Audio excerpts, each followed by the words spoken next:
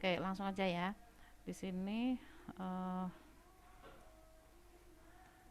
kita membutuhkan header file IOStream. Masih ingat header file IOStream untuk apa? Jadi header file IOStream, header filenya saya membutuhkan IOStream ya. Nama header filenya adalah IOStream. Kemudian di sini karena header file itu kan di harus diawali dengan include ya.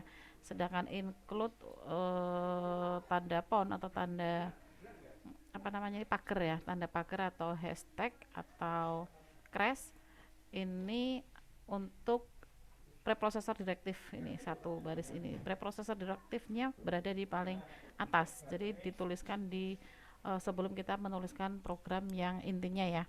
Nah di sini kenapa saya menggunakan IOStream, karena saya nanti akan menggunakan beberapa library atau beberapa fungsi yang dimiliki oleh si IOStream. Kemudian saya juga butuh header file conio. Kemudian sementara ini dulu. Nah, using namespace. Kenapa harus ada using namespace std? Karena agar semua perintah itu bisa terbaca oleh si std ini ya. Jadi sebenarnya penulisan std-nya tidak harus seperti ini. Misalkan ini dibuang boleh, tetapi nanti setiap perintah baris itu kita harus menuliskan awalan std. Nah, kalau kita menuliskan awalan semua baris itu ada awalan std-nya, itu kan terlalu panjang ya. Jadi biar lebih singkat saya tuliskan satu baris saja menggunakan using namespace std. Kemudian main di sini adalah kita mulai untuk program utamanya, kita letakkan di main di dalam kurung kurawal yang ada dalam main ya. Kemudian biar nggak lupa, ini kita return 0. Return 0 itu bahwa kita sudah selesai mengetikkan program. Jadi di sini return 0 itu dia memiliki nilai balik 0. Kalau nilai balik 0 kan sama aja nggak ada artinya ya, nggak ada nilai yang nanti akan dieksekusi, sehingga di sini dianggap sudah selesai. Kalau misalkan nilainya bukan 0 gimana ya, nanti bisa return variabel yang lain, berarti dia akan kembali kemana? Return misalkan variabel A, berarti dia akan kembali ke variabel A. Tapi karena di sini 0 maka dia tidak ada nilai baliknya. Oke, yang pertama di sini saya akan membuat variabel dulu. Nah, variabel itu apa? Kemarin apa ya, sedikit saya singgung ya. Variabel itu adalah tempat penyimpanan data yang sifatnya adalah sementara. Jadi karena sifatnya sementara maka dia bisa dirubah isinya. Jadi tidak pasti nilainya sama gitu ya. Nah, variabel itu ketika kita akan pakai maka kita harus deklarasikan terlebih dulu. Deklarasinya di sini ada dua, char nama, kemudian misalkan char lagi alamat. Oke, di sini satu aja dulu deh. Saya punya char nama. Nah, nama ini akan saya berikan keterangan bahwa nama itu nanti akan kita inputkan ke dalam program. Karena kalau misalkan tidak ada checkout, nanti kita nggak ngerti petunjuknya harus ngapain gitu ya. Input nama, kemudian titik koma, cin nama. Ingat, pemberian atau penulisan nama atau pendeklarasian nama variabel itu kan sensitif juga ya. Artinya kalau dideklarasikan di sini adalah variabel namanya menggunakan huruf kecil, maka pada saat pemanggilan di sini juga harus menggunakan huruf kecil. Nah, ini yang akan ditampilkan, ini saya simpan dulu. MI pertemuan ke 2 ya, 02. Satu, Bu. Enggak, ini part 2. Pertemuan kedua. Oh iya. Soalnya biar saya nggak bingung karena ada MI, ada SI, ada informatika. Jadi saya buat nama seperti ini aja. Oke. Nama. Oke, nama. Di sini input nama ini adalah hasil perintah dari si out yang ada di baris 10. Sehingga tanpa kita sadari ini adalah sebuah petunjuk yang mana kita diminta untuk menginputkan sebuah nama, ya nggak? Kalau misalkan saya close dulu, misalkan ini saya buang, ya kan kita punya nih variabel nama, tipe datanya adalah karakter, kemudian perintah untuk menginputkan ke dalam variabel kan menggunakan cin ya, cin kemudian nama variabelnya. Apakah ini bisa? Bisa aja, tetapi oke, ini ternyata harus ada cout-nya. Kalau ada di Borland, kalau kita menggunakan Borland itu tanpa menggunakan cout itu dia bisa, tetapi nanti yang ada bingung. Bingungnya gimana? Bingungnya ketika tampil, ada yang belum siklus apa ya? Sebentar.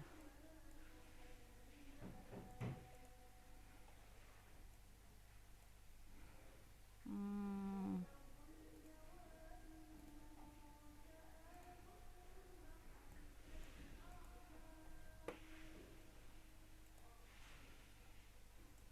tadi MI nih, replace.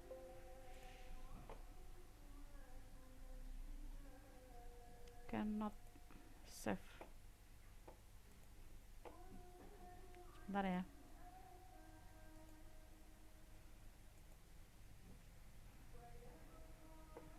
Dua A. Nah, jadi kalau misalkan di sini tidak ada cout-nya, nanti yang ada di sini kosong. Ini nggak ada apa-apanya, ini nggak ada tampilannya. Nah, ini nggak ada tampilannya sama sekali, cuman ada kursor yang berdiri di sini kelap-kelip.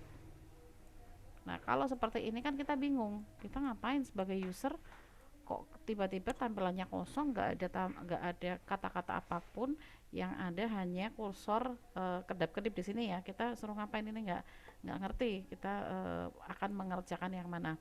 Nah, sehingga kenapa di sini diperlukan cout, karena untuk memberikan keterangan, jadi menampilkan kita harus ngapain sih seperti petunjuknya gitu ya.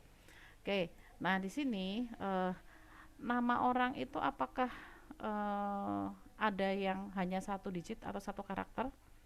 Kalau saya belum pernah menemui sih kalau nama orang itu ada satu digit. Jadi biasanya pasti lebih dari satu digit. Nah, di sini misalkan saya masukkan Yuli. Nah, ini belum kelihatan. Jadi kalau misalkan biar kelihatan gimana? Di sini ada alamat, kemudian ini biar nanti kelihatan perbedaannya. Ini alamat,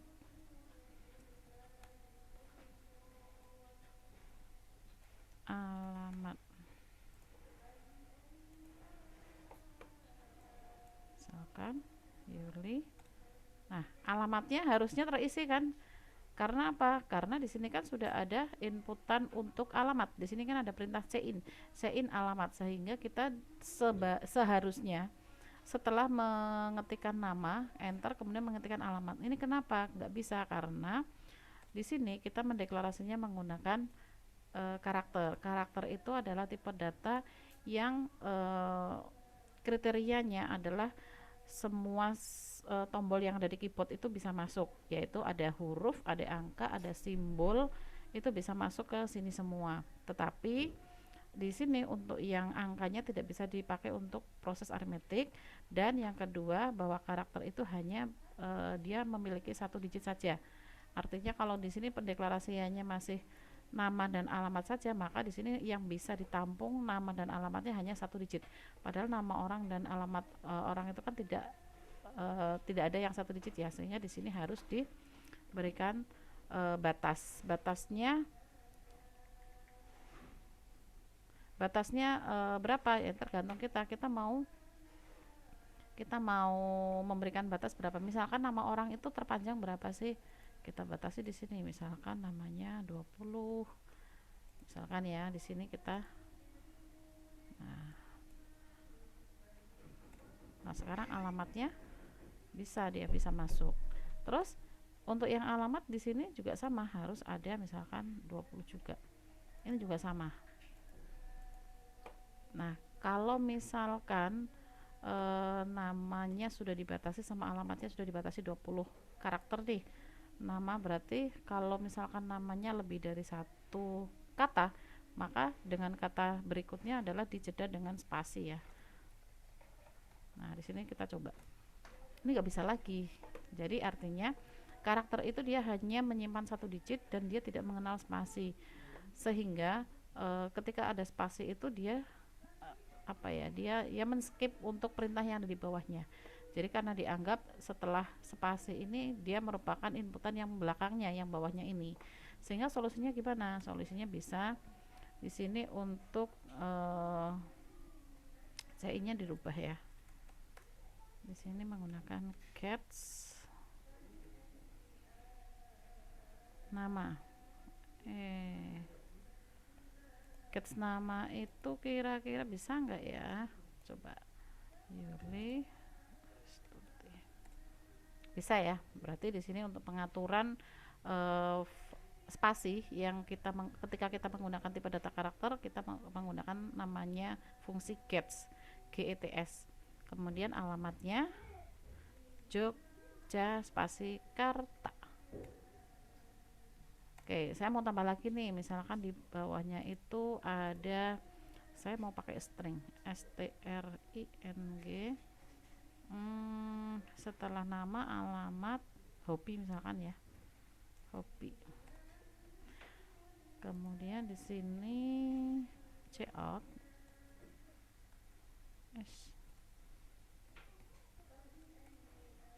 hobi, in hobi. Coba kita jalankan. U spasi li, alamat Jog spasi ja. Nah, hobi nggak bisa. Kenapa nggak bisa? Karena untuk yang nama itu kan sudah kita atur menggunakan spasi, tapi yang alamat kan belum di sini ya. Alamatnya belum menggunakan spasi, sehingga dia tidak bisa membaca spasi. Nah, di sini bisa saya ganti lagi, misalkan dengan gets alamat. Coba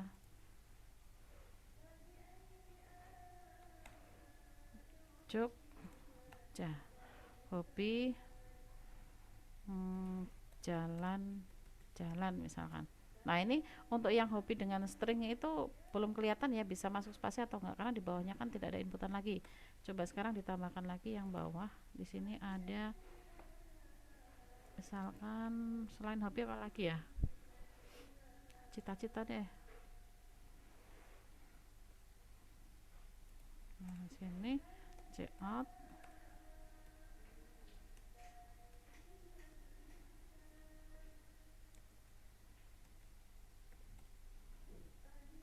in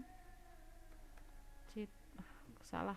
Nah, pendeklarasian variabel di sini kalau misalkan lebih dari 2 kata ini tidak boleh seperti ini ya. Pendeklarasian variabel itu yang pertama diawali dengan angka, misalkan ini nggak boleh. Jadi variabel itu dideklarasikan yang pertama tidak boleh menggunakan awalan angka, tidak boleh menggunakan spasi, misalkan seperti ini spasi.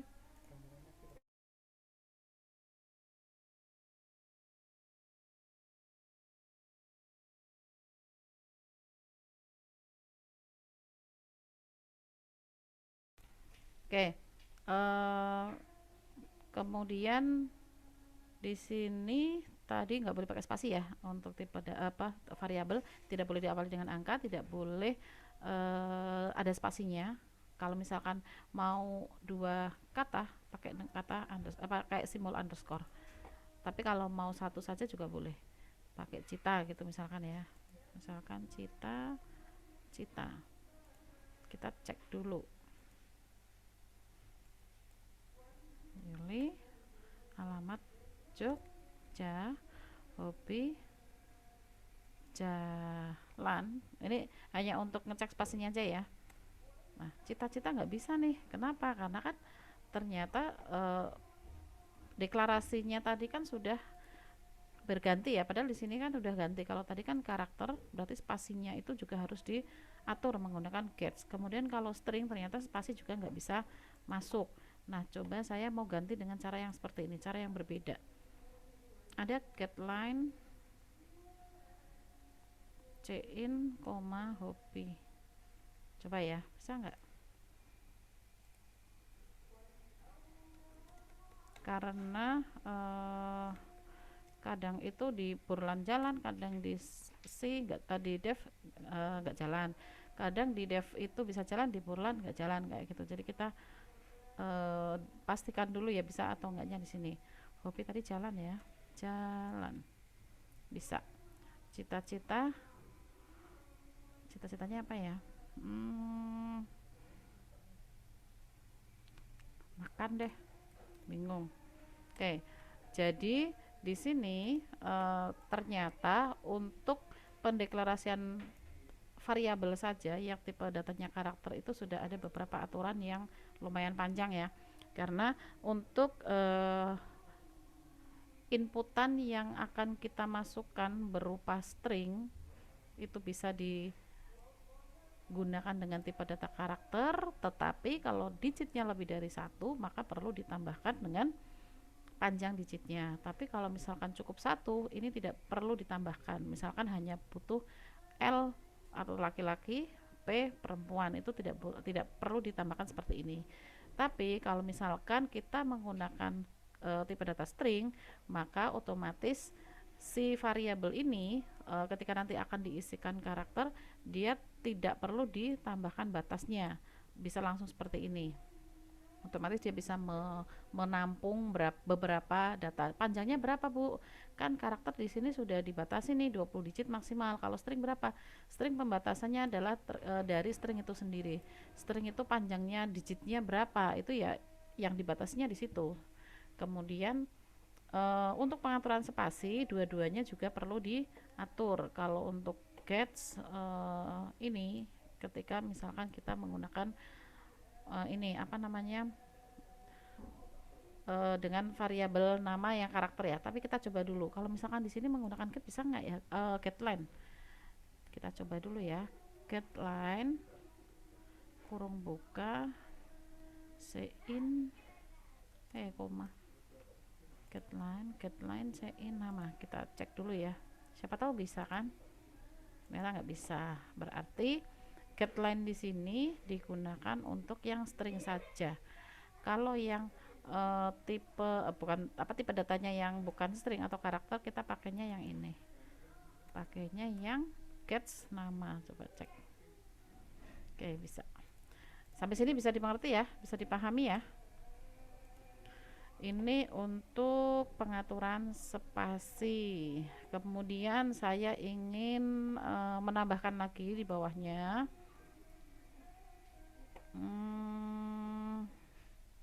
Saya mau menambahkan tipe data lagi. Saya kasih jeda ya. Di sini ada integer A, B, C, D, E. Saya ingin membuat program untuk menjumlahkan A jumlah, B kali, C kurang, kemudian D bagi. Di sini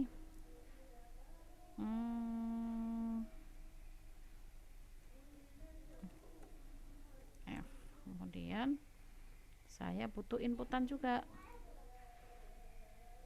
Di sini C out saya kasih enter dulu ya, biar ada jeda. ENDL C out nilai 1 diinputkan, C in A. Jadi angka yang akan dijumlahkan nanti A sama B. C out di sini ada nilai 2, C in B. Kemudian di sini ada rumusnya. Sekarang C ya. C itu untuk menampung penjumlahan A dan B. Kemudian D digunakan untuk menampung pengurangan A dan B, DE digunakan untuk tambah kurang kali ya, A kali B, F. Sekarang F digunakan untuk ini tipenya integer, berarti A mod B. Kemudian di sini saya tambah lagi ada float A B C D E F G. Di sini ada G. Oh, nanti dulu, ini dulu saya jelaskan biar nggak terlalu panjang. Nih, saya masukkan dulu sebentar. Ini biar nggak terlalu panjang, saya komen dulu aja ya, biar kita fokus ke sini, ke apa namanya, ke angka. Oke, di sini lupa belum di ini.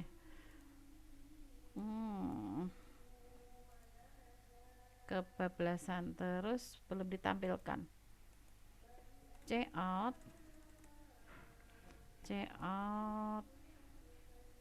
hasil pertama apa, jumlah ya, jumlah, kemudian kita panggil jumlahnya berada di variabel C, kemudian panggil lagi kurang ada di variabel D, kemudian setelah kurang apa nih, kali ya, kali ada di variabel E, kemudian modulo ada di variabel F. Coba nih, yang pertama inputkan nilai 1 dulu. Misalkan saya menginputkan nilai 5, angka 2 saya inputkan nilai 2. Ketika di enter, di sini muncul hasilnya jumlah nih. Yang pertama jumlah 7, berarti A tambah B. A, B.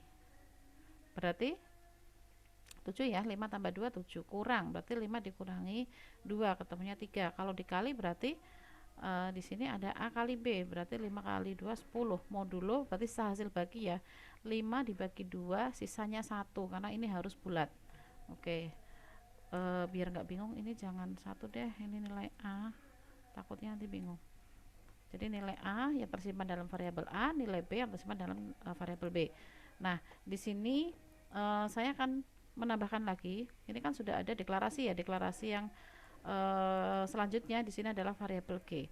Nah, variabel A, B, C, D, E, F ini tipe datanya adalah integer, berarti nanti yang tersimpan dalam variabel A, B, C, D, E, F itu adalah karakter angka. Angkanya itu bulat, tidak ada komanya. Mau positif mau negatif boleh, tapi yang penting tidak ada koma. Makanya di sini tipenya adalah integer. Nah, di sini untuk float itu adalah penyimpanan data atau yang bertipe angka. Angka itu boleh bulat juga boleh pecahan. Jadi khusus yang G di sini nanti bisa digunakan untuk menampung angka yang pecahan maupun yang bulat ya. Nah, G di sini saya mau untuk menampung A dibagi B. Berarti di sini saya tambahkan lagi tadi apa namanya? Bagi ya. Bagi, kemudian nama variabelnya adalah G. Coba kita tampilkan hasilnya. Nilai A 5, nilai B-nya adalah 2. Ketika dijumlah 5 tambah 2 7, kurang 5 kurangi 2 3. 5 kali 2 10. 5 dibagi 2 sisa 1. Nah, 5 dibagi 2 kenapa jumlahnya 2? Harusnya berapa? Harusnya berapa 5 dibagi 2? 2,5. Iya, 2,5. Artinya di sini bisa menampung pecahan ya. Kenapa nggak bisa menampung pecahan? Padahal tadi kan dideklarasikan untuk variabel penampung hasil baginya kan sudah float, sudah pecahan. Kenapa nggak bisa? Nah, ada yang tahu sebabnya? Sebentar, ini tadi hasil outputnya mana ya?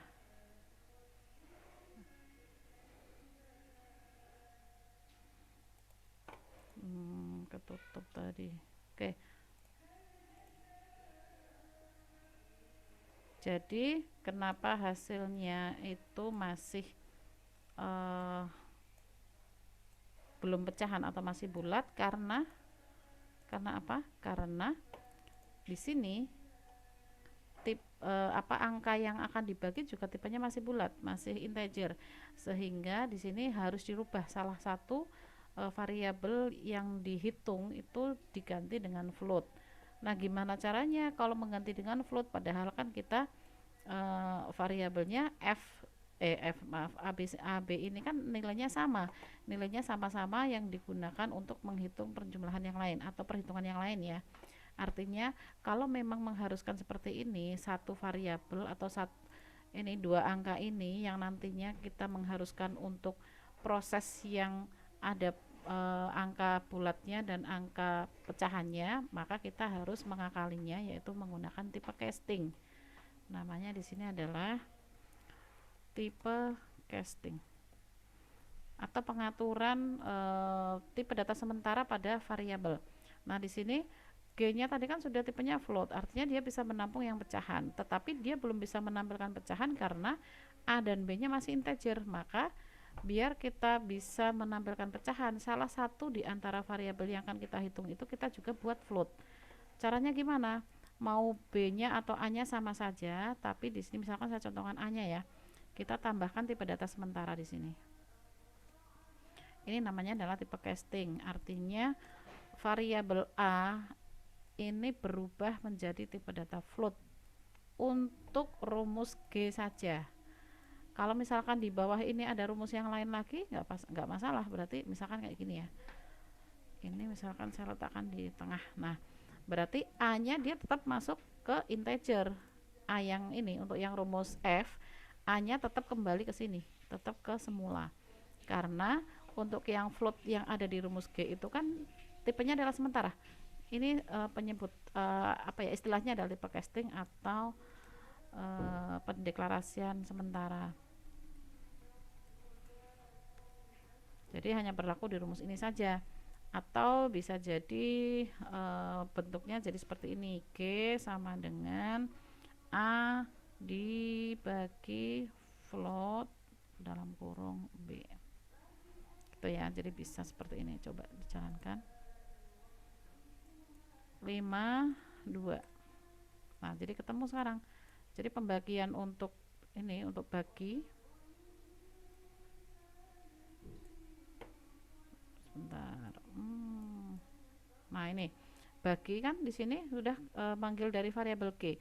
G-nya di sini tipe datanya sudah ini ya, sudah sudah berganti menjadi float sehingga dia keluar hasil aslinya.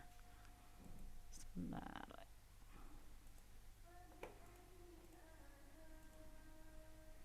Misalkan di sini ada 10 mau dibagi 3. Berarti ini sama ya, sudah keluar hasil ya. Oke, ini adalah pembahasan tipe casting. Nah, sekarang saya mau mengatur ini. Bagi itu saya nggak suka nih muncul semuanya. Bagi 3 10 dibagi 3 ketemunya 3,3 gitu aja, nggak perlu muncul semua. Nah, di sini kita bisa mengatur pengaturan koma ya, pengaturan desimal. Caranya gimana? Di sini bisa ditambahkan. Jadi yang ditambahkan di mana? Di yang akan ditampilkan untuk komanya atau yang akan kita atur desimalnya. Di sini yang keluar desimal kan di variabel G ya. Ini karena G itu adalah yang tipenya float, dari deklarasinya juga float. Di sini sebelum G maka kita tambahkan set precision. Saya ingin menampilkan berapa? 1 atau 2? 1 aja kali ya. Nah, gini. Ya, kita coba dulu, bisa nggak? Ternyata nggak bisa. Kenapa nggak bisa? Error di sini. Ternyata untuk set precision itu tidak masuk, tidak dideklarasikan. Di sini not declare in this scope. Berarti ini library ini atau fungsi set precision ini harus dipanggil untuk header filenya atau harus disertakan juga header filenya. Header filenya apa sih kira-kira? header filenya kalau saya tidak salah itu iomanib apa ya, sebentar ya, kita cek dulu karena saya juga nggak hafal untuk simbolnya untuk header filenya saking banyaknya ya. Ya benar, berarti iomanib. Misalkan 10 tadi dibagi 3 kan. Nah sekarang oke, di sini hanya 3. Jadi di sini kita tambahkan lagi set ios flex dalam kurung ios titik 2 fix. Kemudian di sini panjang benar ya. Oke, kita jalankan. Tadi 10 dibagi 3. Ketemu ya?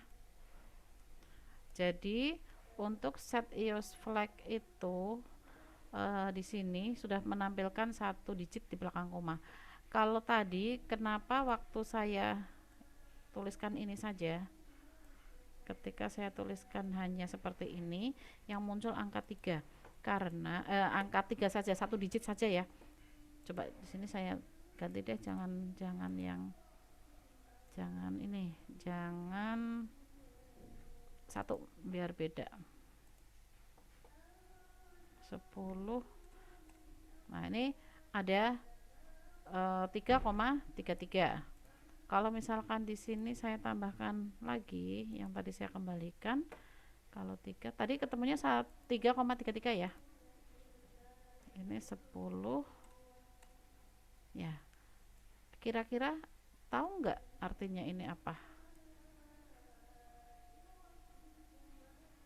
Tahu nggak bedanya apa? 10. Kalau tadi kalau hanya set precision saja 3, yang muncul adalah 3,33. Ini perhatikan ya, set ios flag, ios fix, kemudian set precision 3. Di sini ada 3,33 ya, ada 3 digit di belakang koma. Kalau misalkan ini saya hapus lagi, kira-kira hasilnya gimana? Coba nanti diperhatikan. 10, 3. Nah, padahal sama loh, angka yang ada di kurungnya tuh 3, tapi outputnya beda kan. Kalau yang tadi ada 3,333. Nah, artinya apa? Artinya kalau hanya set precision 3, dia itu menampilkan semua digitnya atau semua angkanya, outputnya yang tersimpan dalam variabel G ini ada 3 digit, baik untuk yang pecahan maupun yang bulatnya. Jadi 3,33 itu kan ada 3 angka ya. Tetapi kalau misalkan di sini saya tambahkan di depannya lagi ada set precision dalam kurung ios, kemudian scope, ini bacanya scope ya, atau 2 kali fix, kemudian ditambahkan set precision 3, artinya ini kita hanya mengatur 3 digit di belakang koma. Kalau yang tadi, kalau yang ini saja, ini bukan pengaturan digit di belakang koma, tapi saya ingin tampilnya hanya 3 digit saja, baik yang koma maupun yang pecahan, yang pecahan maupun yang bulat. Tapi kalau yang ini, kalau yang ada set ios flag-nya, maka 3 ini khusus pengaturan yang desimalnya saja atau di belakang koma. Nah, ini baik set ios flag maupun set precision, header filenya ada di iomanib. Ya, jadi di sini sudah tahu ya. Mungkin sementara ini kita belum butuh penggunaan set ios flag ataupun set precision pengaturan koma. Tapi siapa tahu nanti teman-teman itu kan fokus ke OOP menggunakan C++, pastinya nanti akan tahu, apalagi akan dibutuhkan, apalagi di MI itu kan ada mata kuliah data science, mungkin teman-teman mau fokus ke sana untuk pengkodingannya, pengaturan angka koma-koma seperti ini atau desimal itu biasanya perlu dibutuhkan ya, karena untuk menampilkan data atau menampilkan rata-rata dari sekian ribu data itu kan pasti ada banyak komanya. Nah, sementara karena belum butuh ya harus tahu dulu. Nanti untuk implementasinya nanti ketika teman-teman sudah membutuhkannya, yang penting sudah tahu dulu di awal gitu ya. Oke, mungkin ini ada yang mau ditanyakan dulu.